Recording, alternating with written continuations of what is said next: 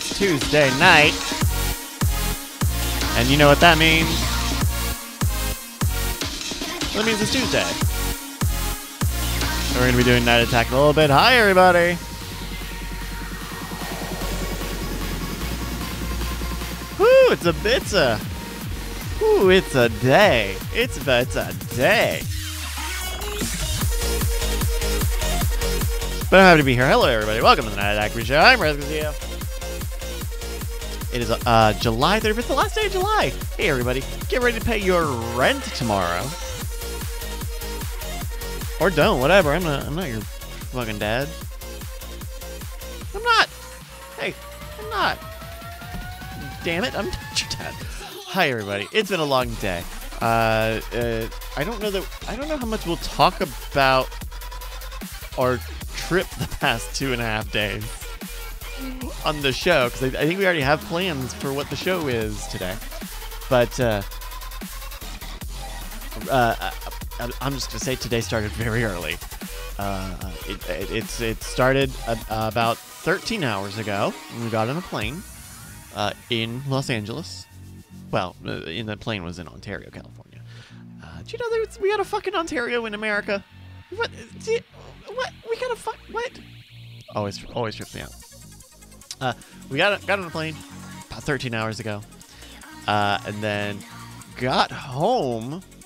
Or sorry, rather, we woke up about 13 hours ago. We got on a plane, and I got home about 2.5 hours ago, maybe. And then, so that would be fine. That would mean, hey, you had a little bit of time to unwind and you know, get all cleaned up, have a nice big meal, we'll sit down on a couch and just chillax in your home. Not quite. Dr. Arby's suggesting I chug some Red Bull. I don't like I'm not an energy drinks kind of guy. I'm not an energy drinks kind of guy. I don't really like it very much, but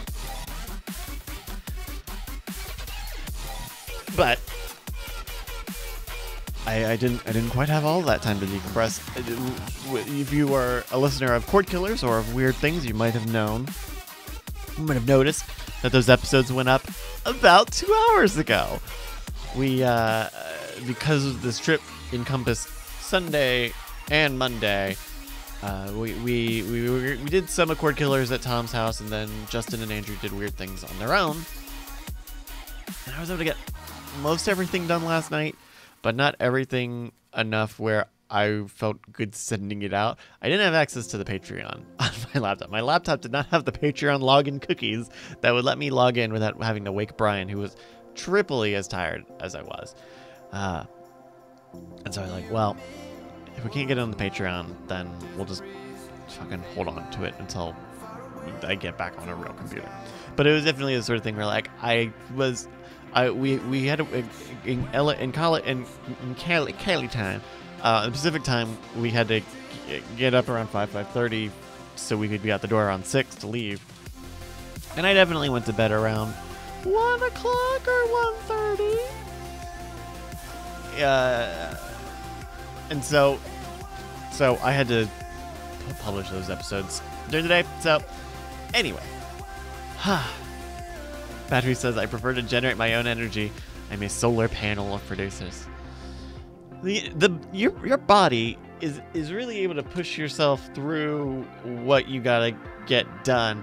You know, Brian has talked about this before, in that you know, when he's sick and when he's got a show or something, that he'll be able to push through right until his body knows that he's done and off and not responsible, and then just fucking unleashes the sickness.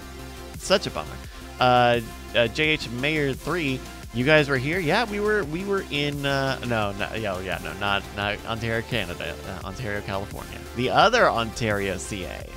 Also CA. Ontario, CA. Put it in Ohio at least, so we know it's the right country. Gosh. In any case, Are we getting framing? Okay. Oh gosh. So it's tiring, but you're gonna push through. We've got a big show. We've got a show for you guys. No game today. One of the realities in that in that time where I was publishing the episodes and indulging myself in a shower and a very small amount of leftovers, much smaller than I thought they would be.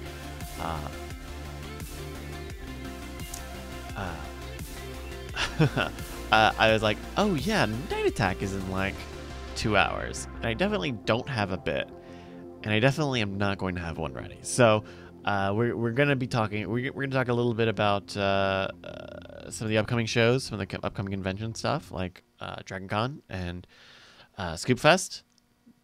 Both of those you may want to make sure you come to, but we'll talk more about that.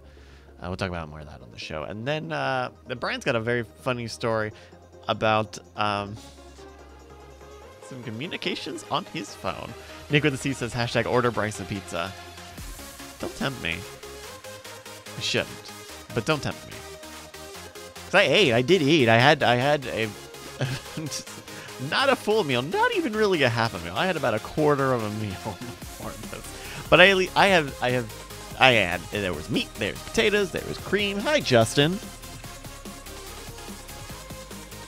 Oh, we're not getting you a towel, but I bet you're working on it because we can't hear. Wait, can you hear me? I can hear you on a room mic.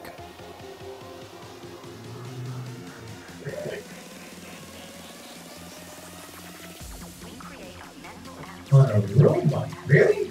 Yeah, you sound like your microphone is a million miles away.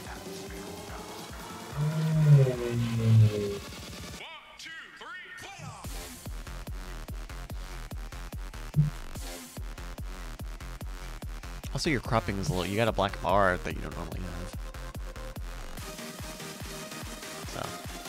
So, gosh dang, VMix has gotten really framey the past couple weeks. And I am certain it's because we updated it. Never update, guys. Never update. How about this? Hey, there he is. That's the Justin. Yeah, wow. It's randomly selecting some like random ass webcam. Did you update to the new Skype? Because I think Andrew was saying that his has been doing that too. I don't think so. Okay. You would know if you did. Yeah. No, I have. I do not believe I have.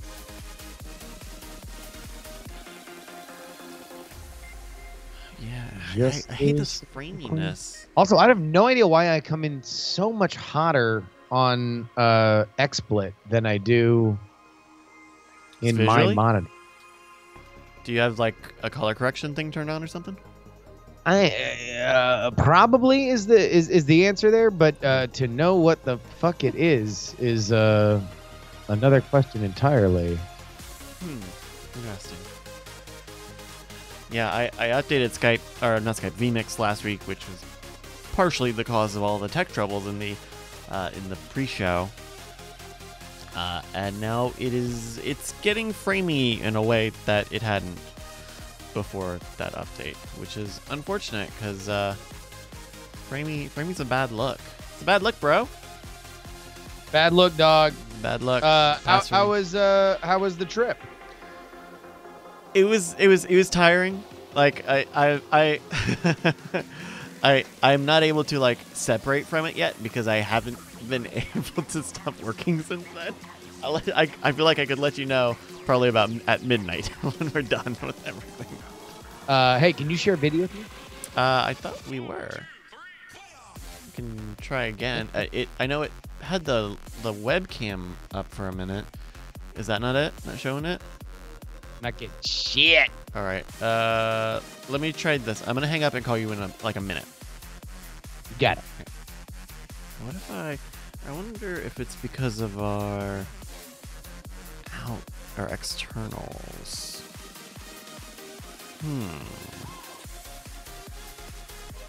So we send out external 1. Are you streaming? External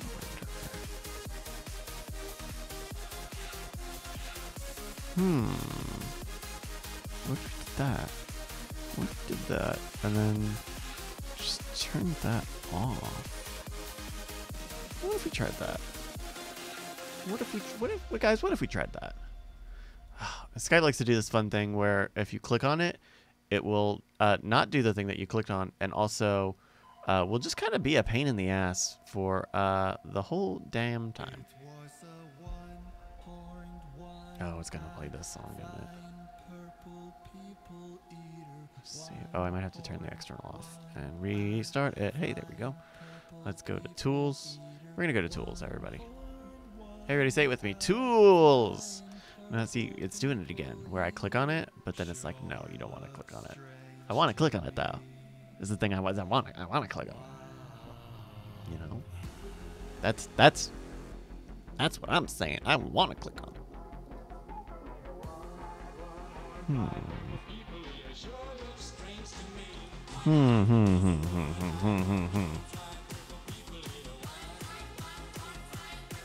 We might go black for a sec. Whoa, this is going great. This is great, everybody. Hi, everybody. Hi, everybody. We're gonna hopefully have something good cooking good looking for you here. Come on, Skype. Holy fucking shit, please, God.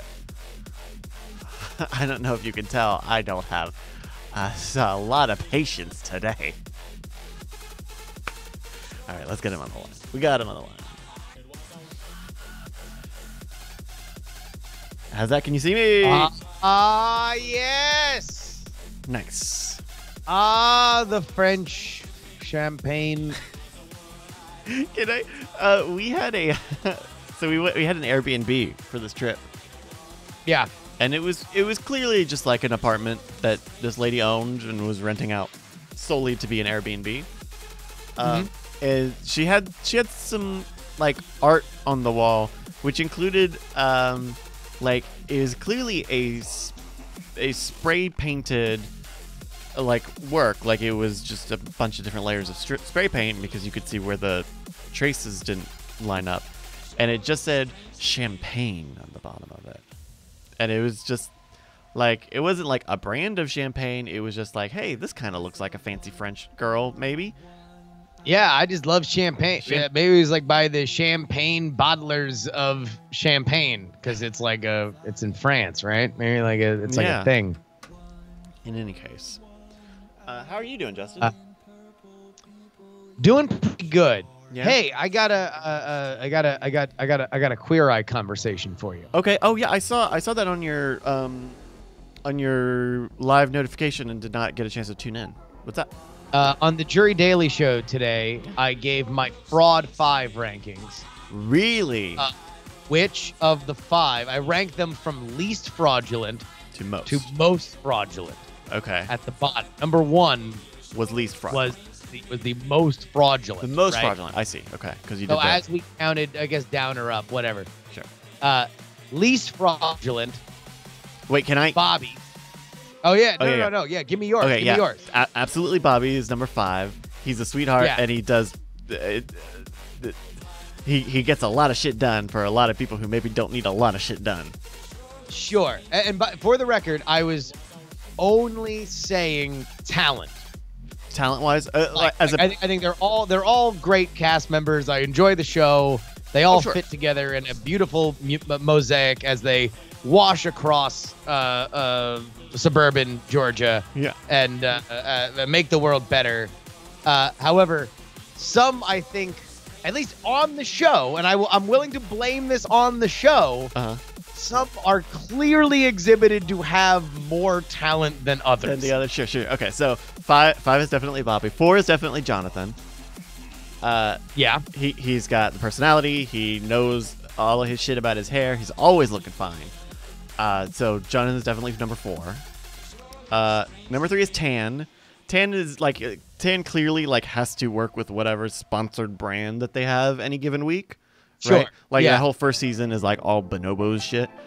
Or like Direct XL or whatever the big and tall brand is, right? Yeah. So Tan's number 3. But there's a gap here between between 3, 4, Okay. 5, All right. and 1 and 2. Interesting. Interesting. I think there's a little bit of.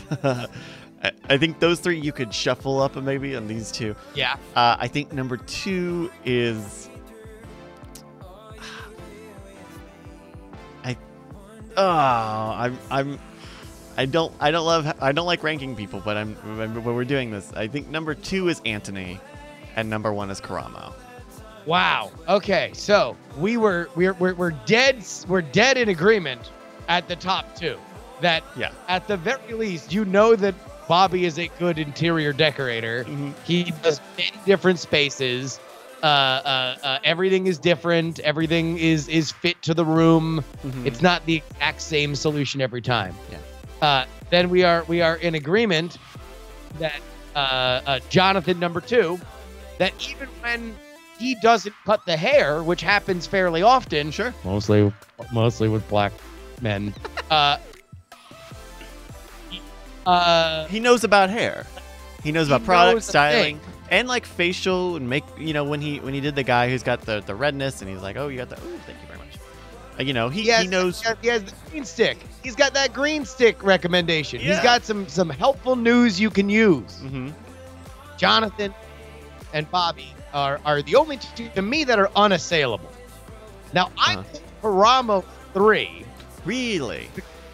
because we don't know exactly what he's doing, and if anything, you get in. He needs an incomplete because yes, he's the culture guy, but Brian and I know from doing reality television, he can't fail. Right. Literally, from casting to shooting to location scouting, everything is set up so they tell the story of the guy, no matter what. Even if the random dude starts just dropping N-bombs and saying, I'm not taking advice from you people, they're gonna edit it so it's fine. You guys are talking about Queer Eye, aren't you? Yeah, we are. We're talking about these are our Fraud 5 rankings. We're ranking the Fab 5 from most effective to most fraudulent. Okay. Have you seen Queer Eye yet? Ashamed to admit, I don't even think I've seen the original back in the 90s.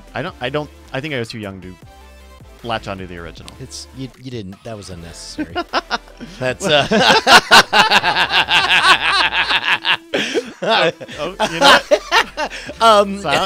know what? Signed, sealed, and delivered. All right. Apologies. you know what? I realized my laptop is downstairs, so maybe now's a good time while you guys are talking about. I gotta finish my Fraud 5 rankings. Okay, this is good, very good, important. right.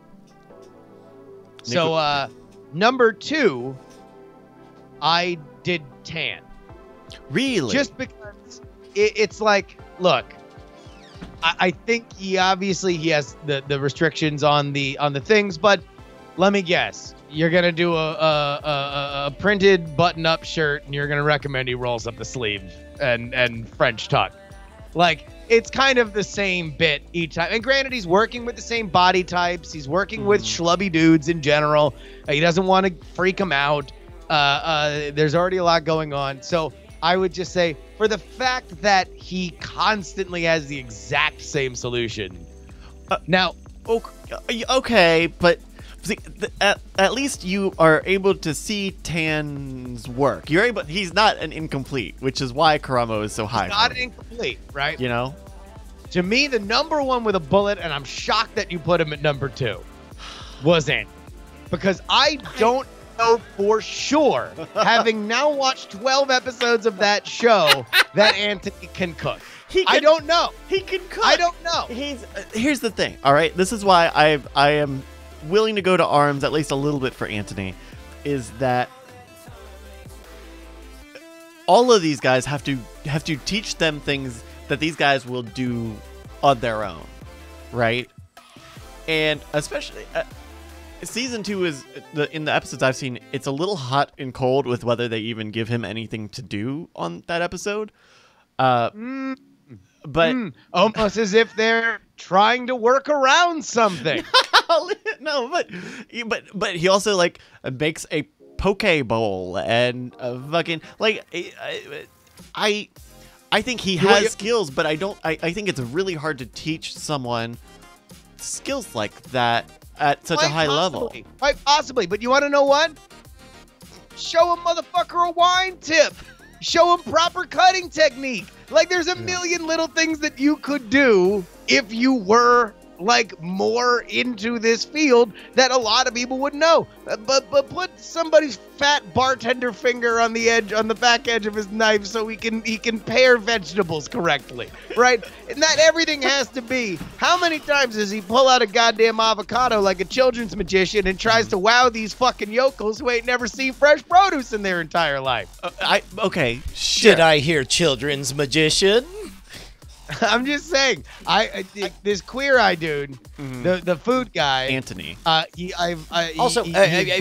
Just to clarify, among the children's magicians community, it's not considered polite to whip out an avocado.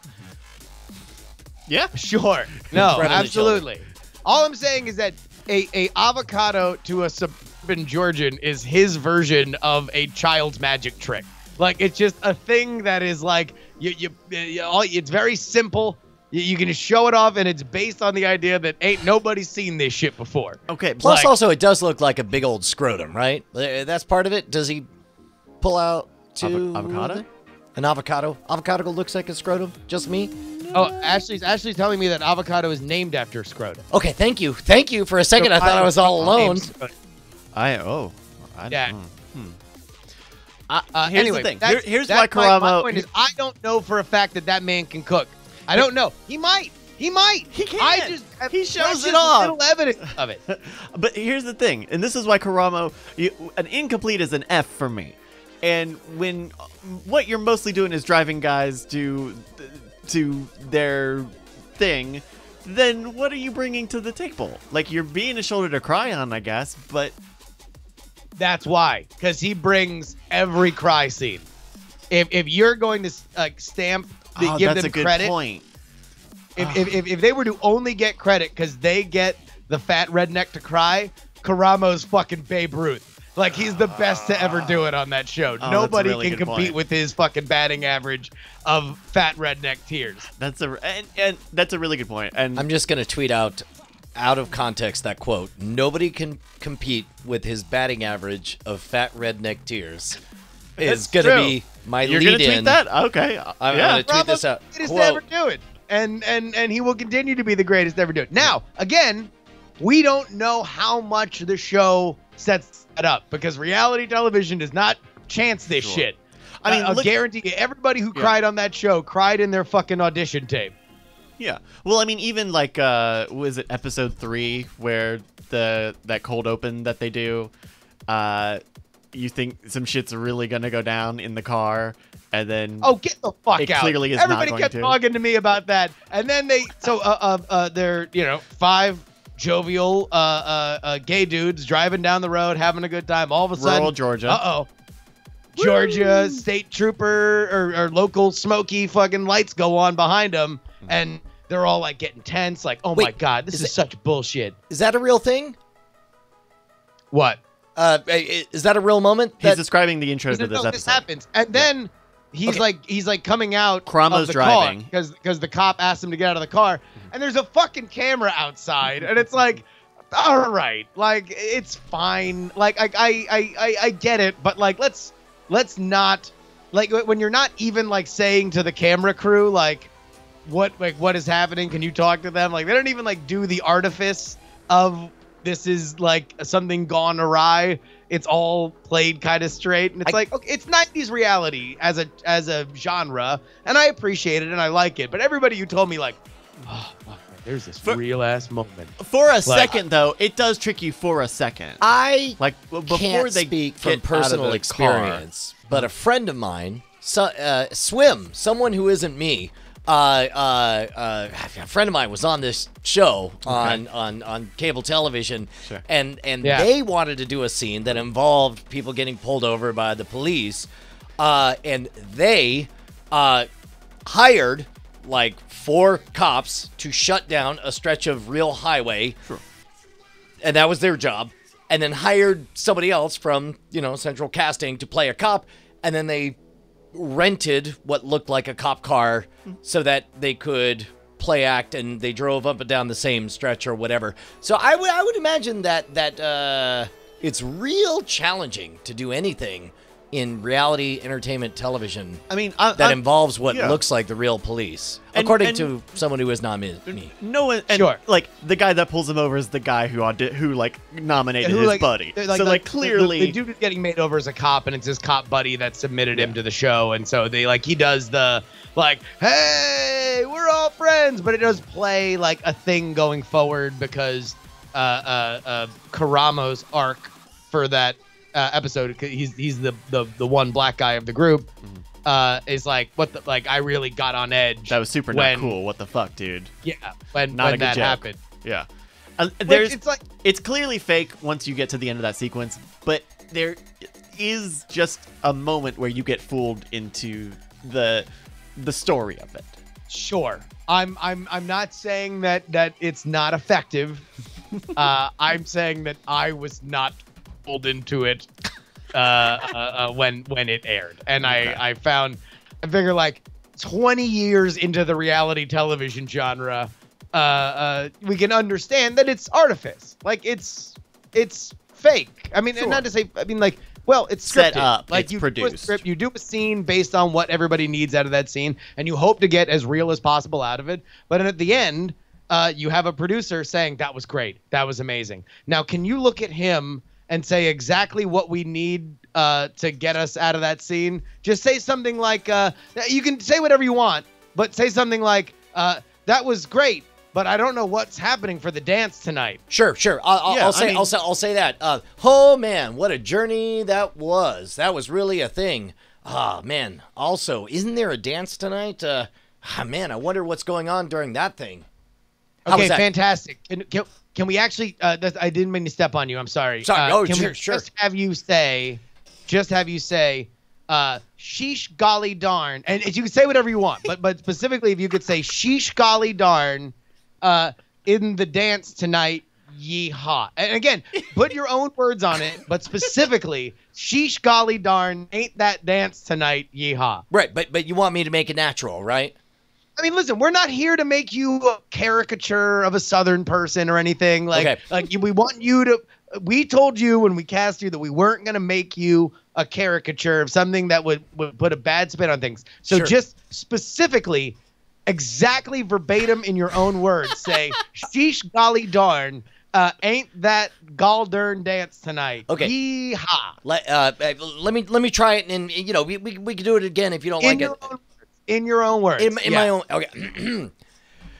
But exactly what I said, but in your own words. But Okay, exactly like verbatim what I said, but in your own words. Okay. Yeah. You're doing great. Oh man, what about that dance tonight? Okay, so perfect. We're probably going to use that.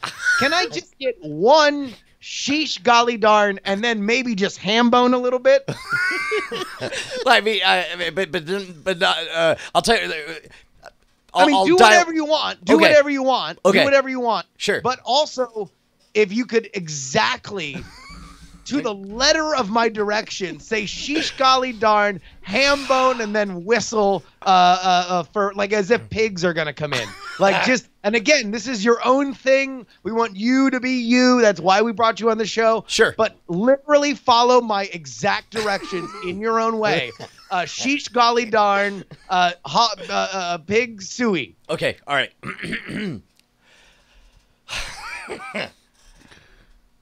Oh boy, my goodness! How about that dance tonight?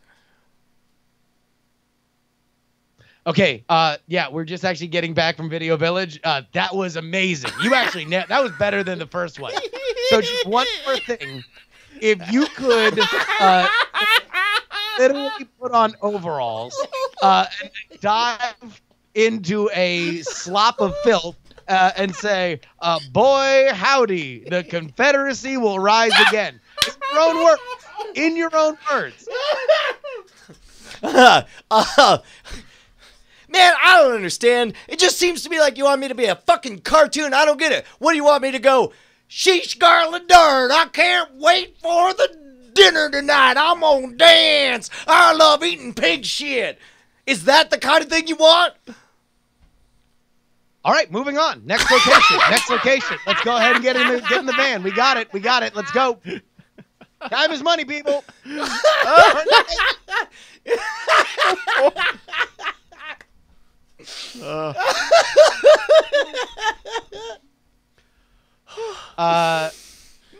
That's not even a joke. No,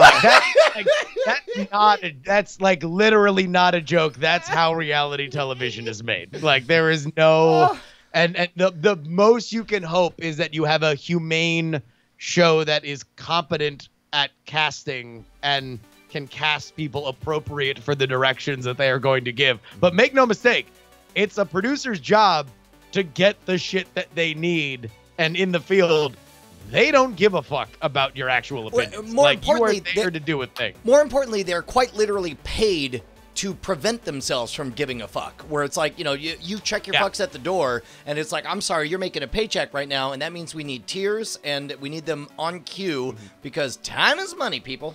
I know it's melodramatic and fictionalized to a degree, but I really think if this interests you at all, to watch Unreal on Hulu. Oh, it just sounds like it's a lot. It sounds like it's a lot. Like, I'll bet it's good, but is this one of those shows where you're going to say, and by the time you get to season No. 5... No, in fact, I think that's a blessing of it only being 4 seasons, is that the first 3 seasons are maybe a little cyclical or just a little repetitive. Yeah. In terms of like, oh, she's doing really well. Oh, her personality disorder is coming out, and people are having a tough time with that. Oh, it's the all is lost moment. But it's not very heavy, and I think it's very good, especially from the beginning. And it is fictionalized to a degree, but yes, to the bit that you just did, basically. Okay. But it's also a Lifetime show, so. You're lagging behind on Preacher, right? I've not started the 3rd season yet. No. Okay. I've not. Baby, not. You're far enough for me to talk in vague allusions to. I think I figured out why Preacher's so great. Is imagine it's an entire TV show about somebody who announces at the beginning, "Hey, I'm going to play that game of acting like there's something on your shirt, and then you're going to look down, and I'm going to touch your nose and say, gotcha." And then at first, it's very easy, right? But then they have to go to increasing lengths to get you, like hiring fantastic writers, doing unreal good cinematography, having music that actually makes you feel the chills, and then getting you to look down and then say, gotcha. It's my favorite show on television. It's my favorite show, full stop, maybe of all time. Like, Preacher is great for the same reasons that Game of Thrones is great, is that Benioff and Weiss really knew Game of Thrones. They weren't just adapting it because it was like a hot property or because fantasy was hot. Like, they knew why it was good. And then, shocker, they took their knowledge as television producers and extracted the good things about the book series and adapted it faithfully. And that's the same thing with Preacher, where it's like, hey, look, they understood they had to make certain changes. They had to effectively make the first season a prequel to the comic series. They had to add in these different characters. They had to, when they realized they had somebody like Ruth Negga as as an actress, they're like, guess what? Tulip's black now because Ruth is black, and that's all that matters because we need that energy as that character and nothing else. And yeah, it's great. They got the 3 lead cast members right, and the rest of it is like you let the source material sing as this like outlandish fiction written by a very, Preacher is amazing because it's a foreigner who loves Texas doing a Texas parable and is obvious. He's like one of those people that hates religion but knows the Bible better than most people who are religious. Right. Who's able to pass the ideological Turing test, where it's like phrase something so perfectly that you can't tell if this is a member of your own tribe or not, but then offers cutting satire underneath it. Yeah, and so he writes this fantastically blasphemous, tale of cowboys and Indians, except this time the Indians are demons and fake popes and inbred Jesuses. So This show sounds wild. I watched like 2 episodes of it, but every time I hear you talk about it, I have less of an idea what that show could possibly be. Wait, it's so good. I mean, it's just it's one of those great, like it speaks in the visual language of like a Breaking Bad, where it's like there's enough realism to it that you never feel that it's elevating beyond, like you watch like all those CW superhero shows and they all feel like they're shot on these gigantic sound stages with too few extras and it just feels kind of unreal. It's like, no, they're in a real place. They're shooting mostly on real sets. They're shooting mostly on location, and then God shows up, or random crazy gigantic. This season, there is a character who just. This is how they write their bits, right? Is they have a character who, for no explanation, happens to start wearing a hat when we see him we're in the 3rd season. He's wearing a hat in the 3rd seasons, and he looks great, and you're like, oh, that really completes the outfit. I understand. What a cool fashion choice. Tan was clearly here, and so 1 episode, 2 episodes, 3 episodes. Yeah. Now he has to sit down with somebody incredibly important. So imagine this is somebody who we previously regarded as the baddest of the bad. Now we have to see him sit down with his boss, and so he does the respectful thing and takes off his hat and sits down. And you realize that he was a conehead the entire time. Lauren got us again. He has an injury. His bald head is like split down the middle, and you're like, do we know where that happened from or why that is? And then you come back from break and you're just long enough into looking at him that you have the thought on your own.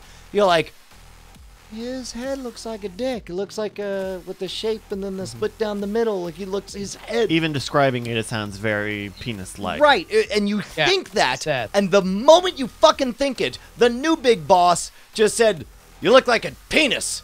And then it's like, oh shit, they just spent 4 episodes setting up a reason for this one moment where they can make you realize a thing and then immediately throw it away, and that'll be the last we hear about it forever. What if he comes out of his head, though? What if he comes out of his head next week? Maybe.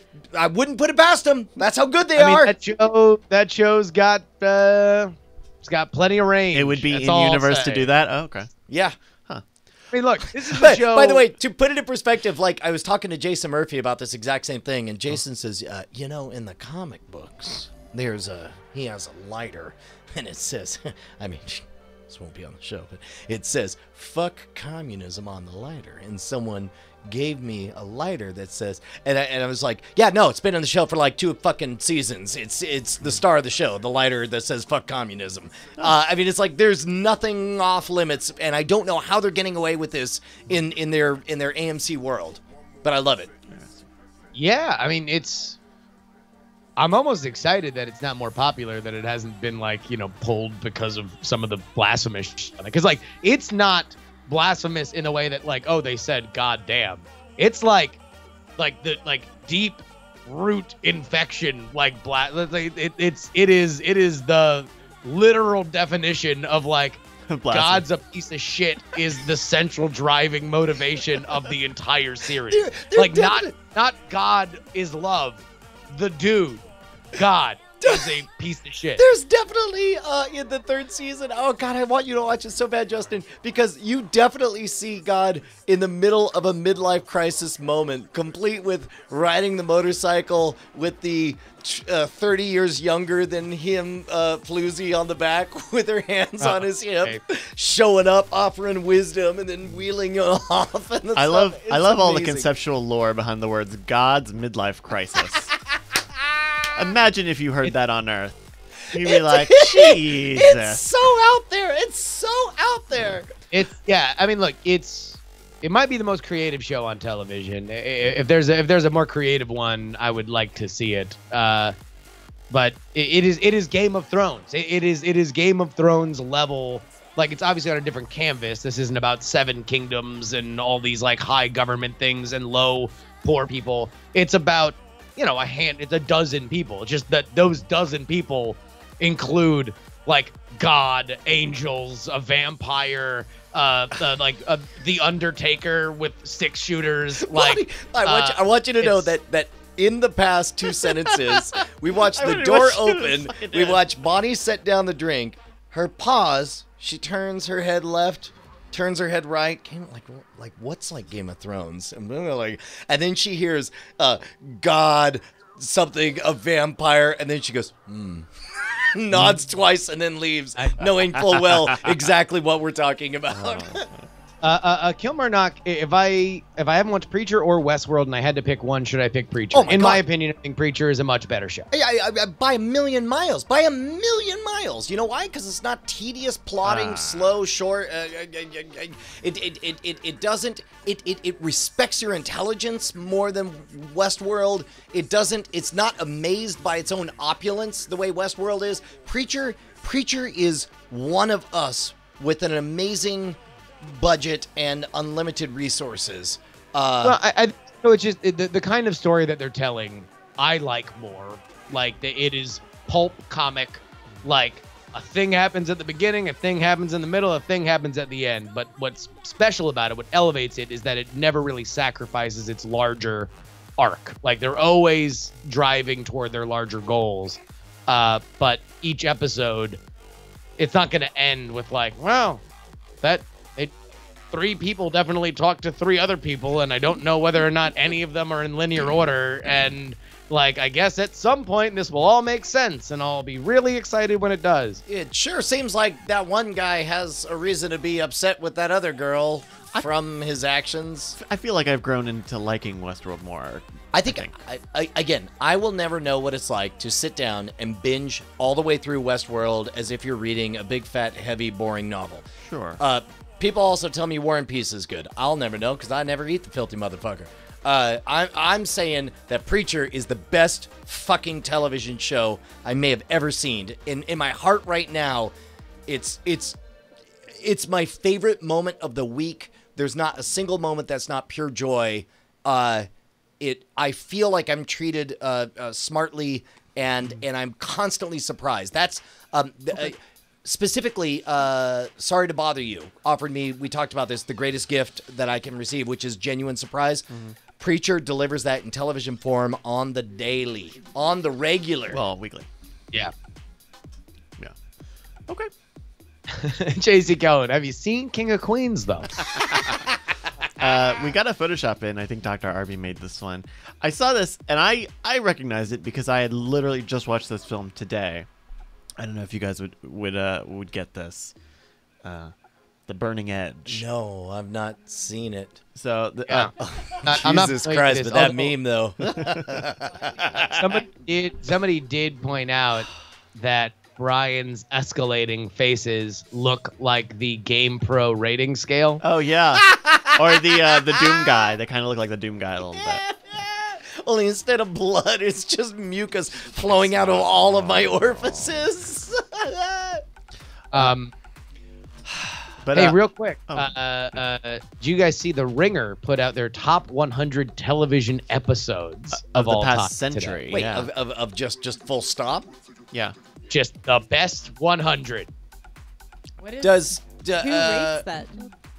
I mean, I guess The Ringer. Yeah.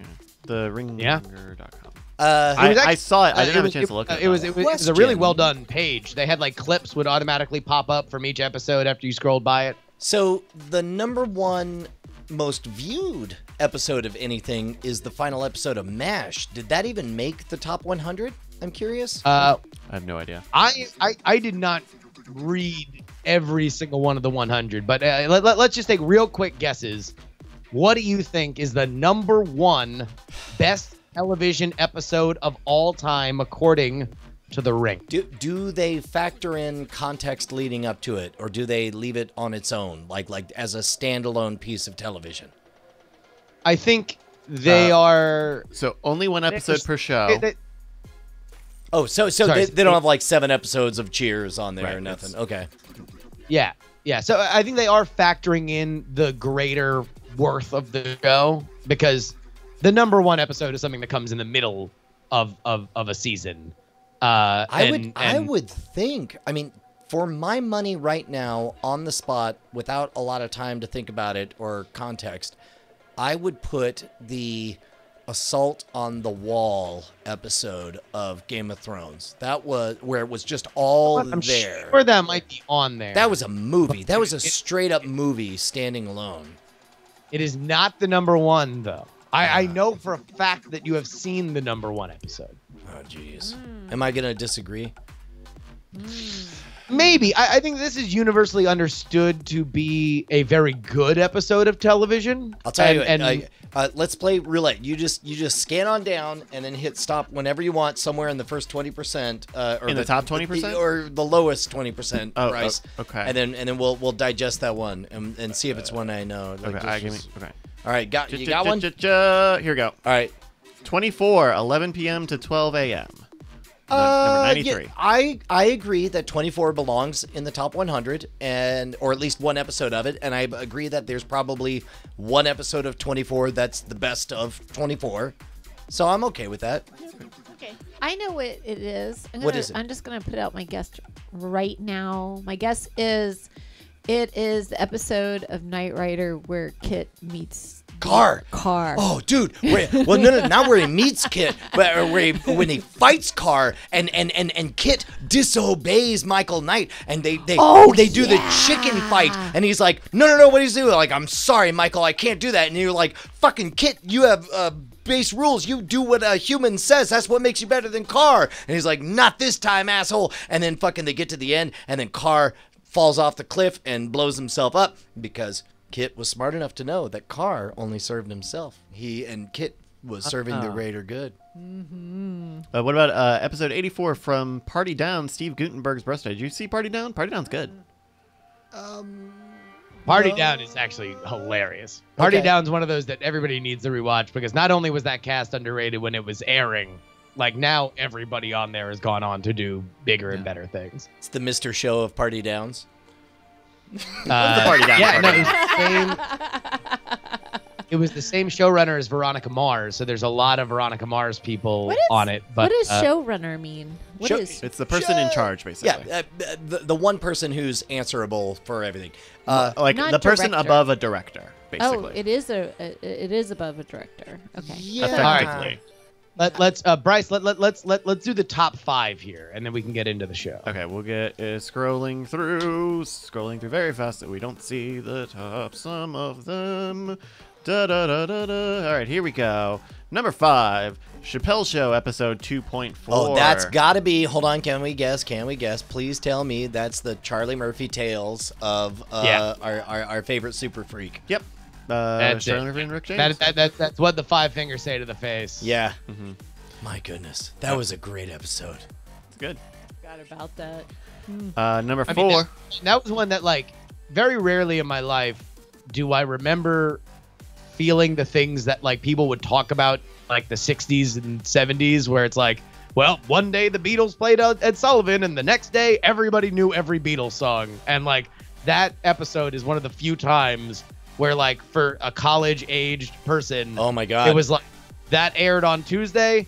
By Wednesday, everybody was screaming, "I'm Rick James, bitch!" Everybody Like, was fucking couches and saying the N-word and slapping each other, and yeah. And number 4, True Detective, Who Goes There, season 1, episode 4, the one with the trekking shot. Is this the one where they actually? I want to say it's the next to last one, or number 8 of the series, where Woody Harrelson and the other guy they take out some people who aren't the big bads but are pretty bad. Well, this is episode 4, so if you're Nope. saying it's Yeah, episode I 8, it's saw not. True Detective, so Wait, I ain't got you nothing about it. You never saw True What? Detective? What? Never did. Oh. Season 1. You got to see season 1. Yeah. Apparently, this one has a really strong, long single cut. Yeah, I don't remember it, though. Man. The house Oh, raid no. sequence? I know which one this is. The house Oh, no. raid sequence? I know which one this is. Remind This is me. the one they did all in one. What's his name? Interstellar, who Bonnie met and said smell bad. Matthew McConaughey. Matthew McConaughey. He is going through, and they did everything all as one amazing, like, 11-minute tracking shot, complete with, like, helicopters and shit. That was a good episode. That was a good feat. I don't even know if it's the You best did not really episode describe of the series. scene. I don't remember that scene. So, This says it's a raid. It's They, a yeah, house- they're raiding a raid. house. He kicks in, and then there's all these moments where he establishes eye contact, and he's like, "Shh," and then people are, scared and down, and then there's gunshots and fighting, and then he's in the backyard, and he jumps over a fence, and now he's, I didn't even watch the show, but Brian had me come watch that scene because it was so Oh, that's amazing. right, because Yeah. it truly was extraordinary. It was you made me watch it twice, in fact. So Well, it's one of those things that's better when you understand what a feat of juggling that it was. Right. However, weirdly, I don't even think that's the best episode of the series. no, but like In the if you whole, think but- about yeah. like just But that sequence might be the technically- most impressive yeah. sequence. of Correct. the- of the show. I'll back that play. It is one of the most impressive television So, sequences Brian- I've ever seen. Which- Brian made me watch it twice because he showed me this. It just straight through legit, and then he broke it down like afterwards. He goes, "So these people would have to run around here so they get out of the way," and then he was like just talking all the the mechanics. logistics of it. And what was Yeah. not long after this was the episode of Better Call Saul that started off with that really long border long shot. Yeah. That was not. That, I'm just saying, like, if we're looking at influences, Sure, that was sure, not sure. much longer than this. Well, and certainly, further than this. we can go all the way back to Hitchcock for his pseudo single shot things or whatever. But I'm with you. It's like there's something about that gimmick that makes it timeless and wonderful. Yeah.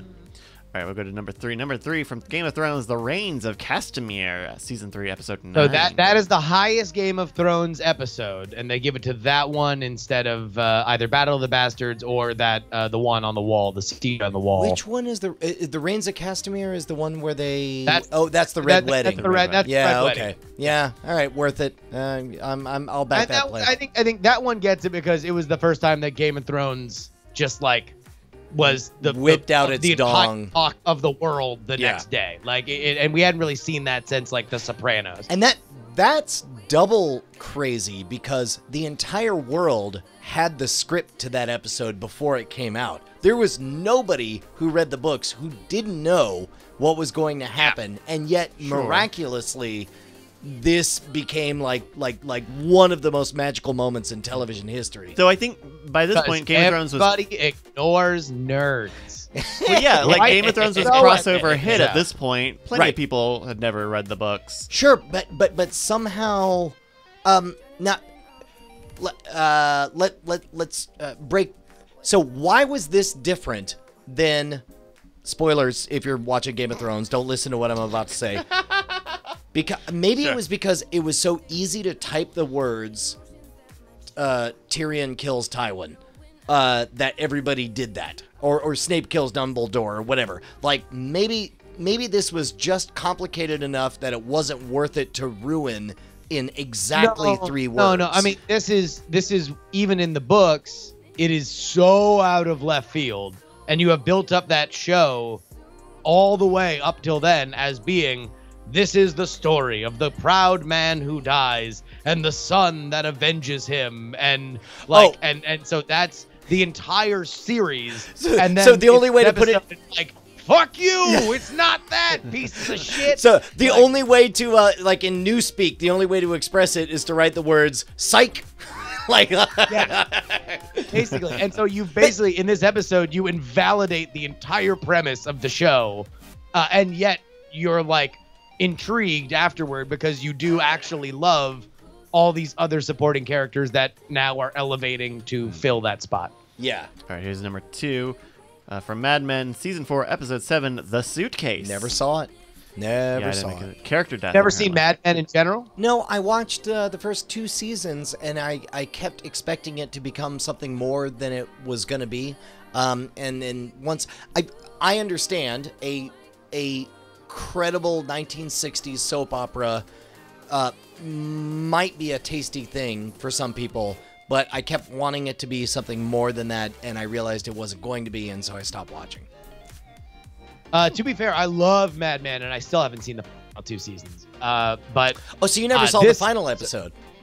yeah, this episode is amazing. This episode is great, and really, it's the reason why John Hamm and Elizabeth Moss are who they are. This was their like Emmy reel episode where they just have like multiple knockdown, drag out, yell at each other kind of scenes.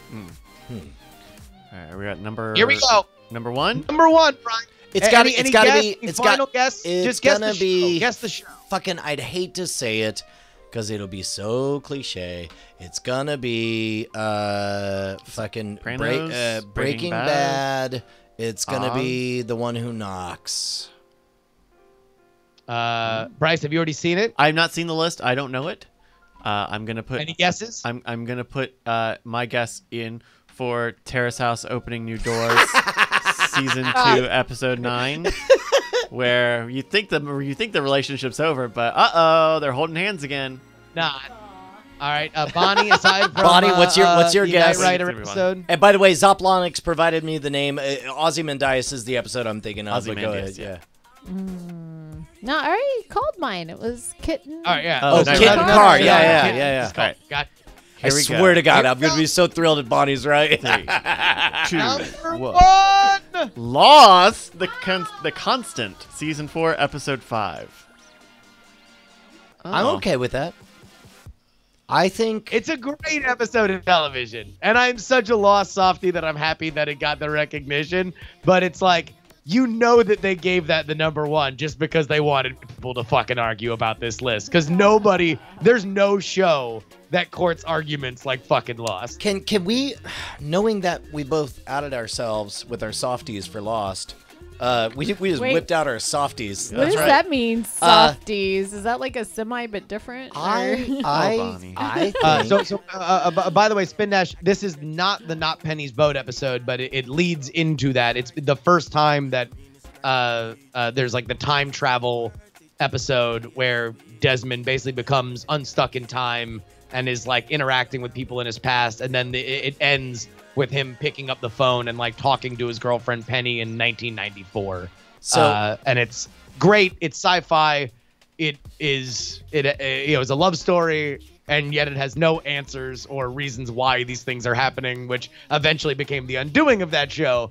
But in that moment, what a fucking sci-fi short story. I think Lost is, with the exception of the second season, because of which I blame on the writer's strike, is by and large just fine from beginning to end. Possibly one of the greatest sci-fi things.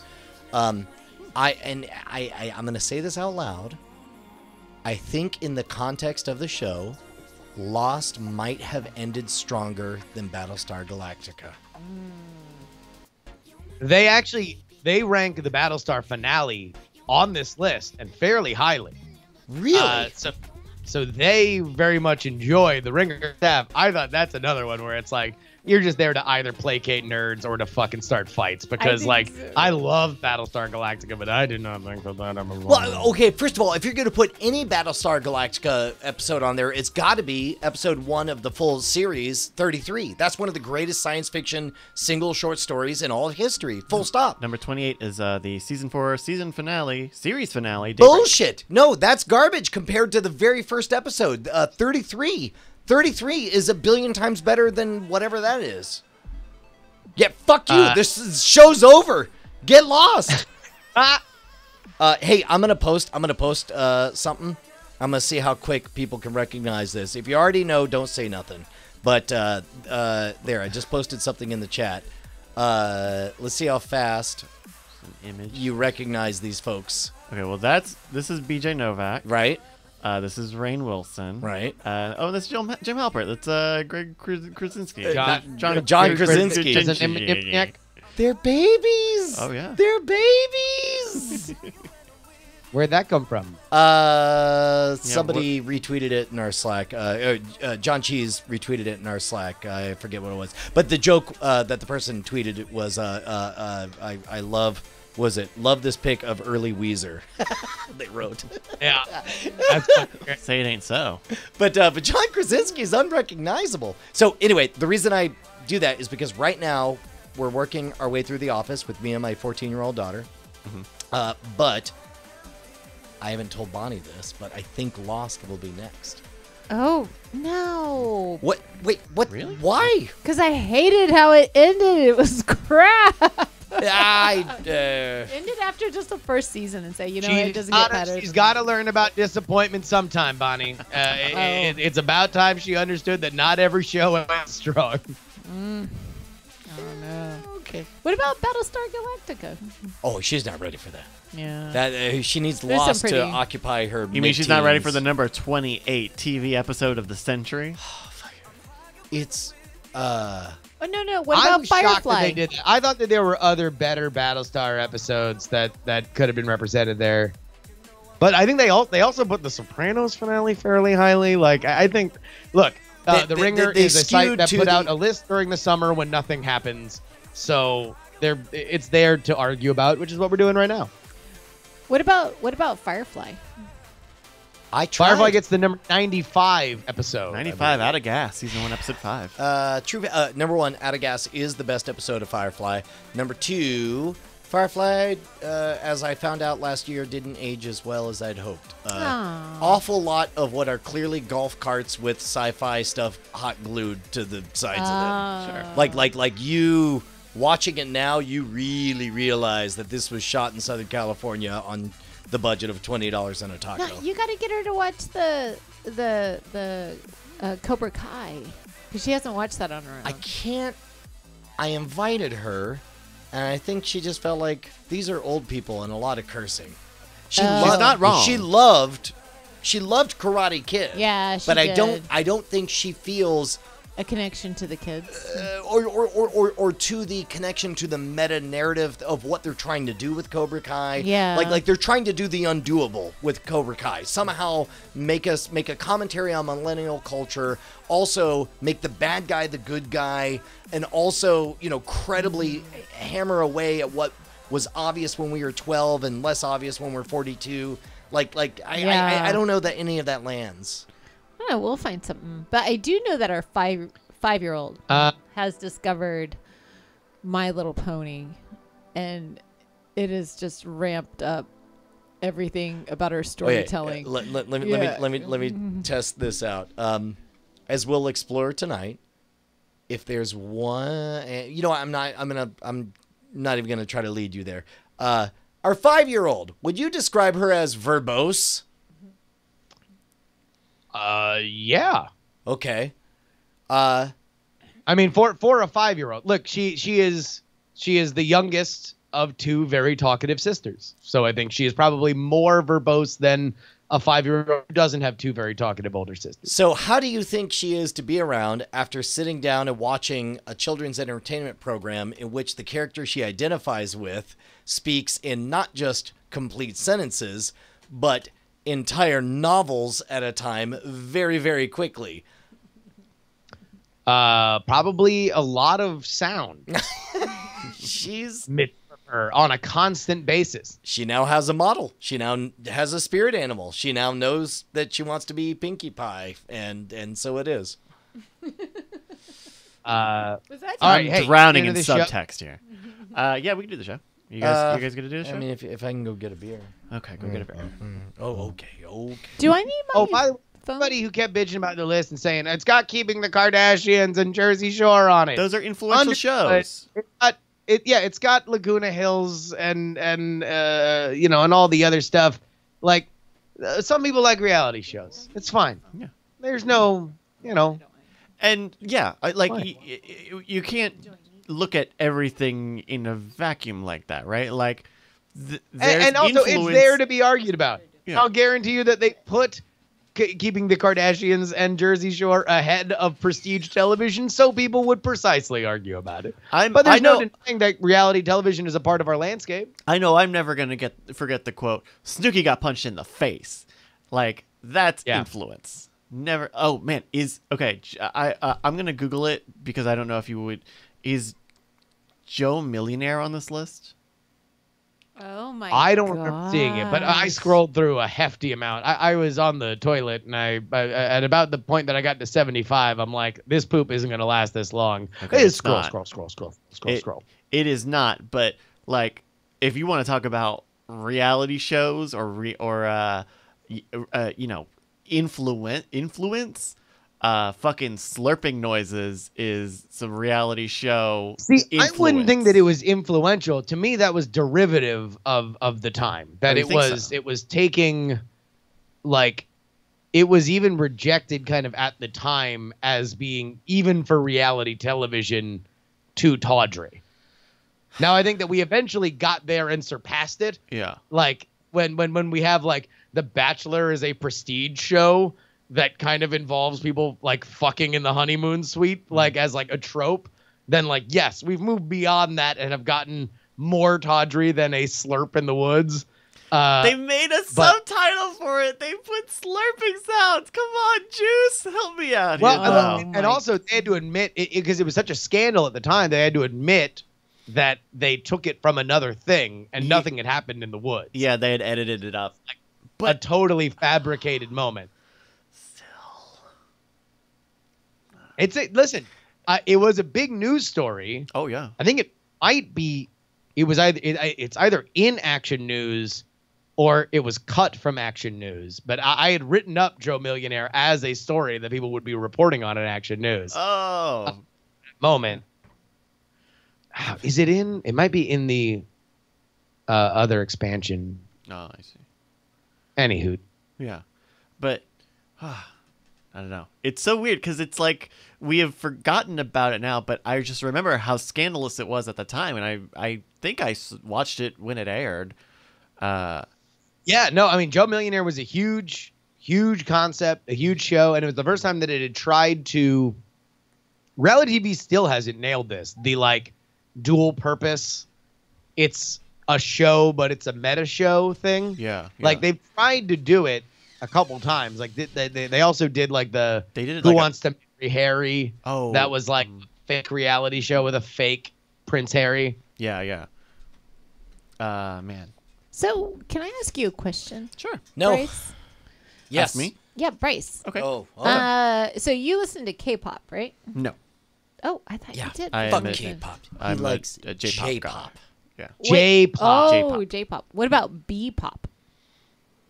Is that Bollywood pop? No, like Brazilian. No. Yeah. I would say the answer to that is no. I feel like- Unrelatedly, when are you going to come to Brazil? Come One to day. Brazil, Bryce. One day. One You day, one should day. come to Brazil. Yeah, but my That's my good fr- real estate too. They should do more with that. Bebop? Bop. So my friends were on a flight to Brazil to see their grandma. They go down there every summer, and apparently, like they were like, "Oh man, they look like K-pop singers," because they had their hair dyed and coiffed in just such a way that is, you know. And it turns out they're a famous Brazilian band called Blanc 7. Blanc 7. Blanc 7? I'm gonna look 'em up now. Yeah, you can look them BLAN. up. See, I assume? Dial up Blanc 7. You know that's Brazilian for white 7. So this is a K-pop group. Oh, it is a K-pop group. They said they're from Brazil, though. I mean, maybe they were coming from Brazil. Yeah. Maybe they answered the call. Somebody asked them to come to Brazil, and they did, and then they left. Oh. And that's when they got caught. Look at Spax. Yeah. Check out Spax. So they are. We got some Spax facts. Spax facts! He is a b-boy under the name B-boy Spax. Check it out. Oh, my God. And we got Tenno. Man, 10-0. Shinwoo. these all look like podcasters. What? No. Wait, why wouldn't they? You got something against podcasters? K-Kid is definitely a podcast. I mean, He definitely reports K-Kid on is tech news. quite possibly a mirror you're looking at right now. None of these motherfuckers look like Bryce. All the Japanese ones do. All the Japanese ones look like Bryce. These Korean motherfuckers, no, not so much. Okay, I just wanted to see him and wondered if you'd heard of Though these I guys. think from the Brazilian music community I mean, there's a reason Come to Brazil is like a meme online. Really? There, you know, if you show up to Brazil, you're gonna have lifetime fans there. I don't know what that Oh yeah, means. no. Brazilians love fucking music. You want what else they love? Metal. Brazilians are fucking metal crazy. Yeah. Do they want to fuck metal like a Brian. safe? They want to have safe sex. I don't know, Just Brian. fucking Maybe bang, we'll just- find Oh, out oops. when we Okay, begin. well. Oh. That one's on me. He's really trying to help you guys out here. You know what? Audio listeners, bit confused. It's been a very long day, everybody. It's been a so long fucking 48 hours. Oh, it has. I mean, but not baby metal. They want metal of age. Oh. No. Watch that shit. Watch that shit. Didn't you listen to fucking last week's episode? Isn't it rusty metal? Rusty metal. Metal of age.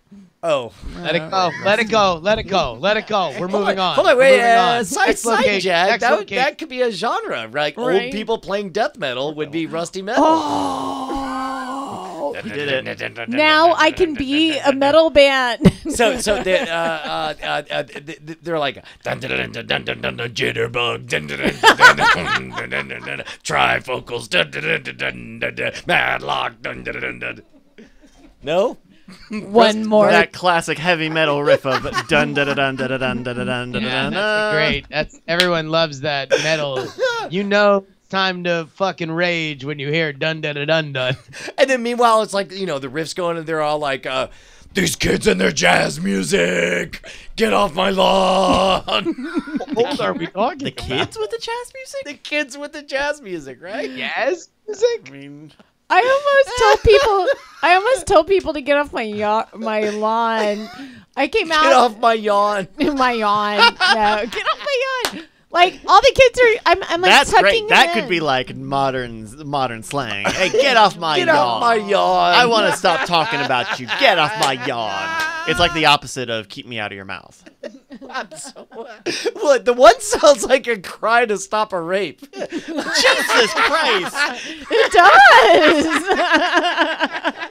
No. I'm sorry, but Fuck. Oh, I knew that there was nothing but bogs and cliffs beyond rusty metal. I knew it. I just wanted to move on. There's But something no, we to have rusty do more of metal, the I haunted swear. house. Okay, all right. Ready. all right, We're gonna do the show here. Give me Oh, one well, second. this is different. Oh, what is this? I've never seen this before. This is the Safe Sex song by our friend Stephen Cogwell. Get it off. Hold on, can I do that again? I am having such a fucking day. It's been a very long couple of days, and Bryce killed it for a very long time. Okay. Take two. Great. For the record, grade today on a curve. A sexy curve on the back of a safe. Have some safe sex. That's what I'm saying. Hey, Bryce, what's our opening song?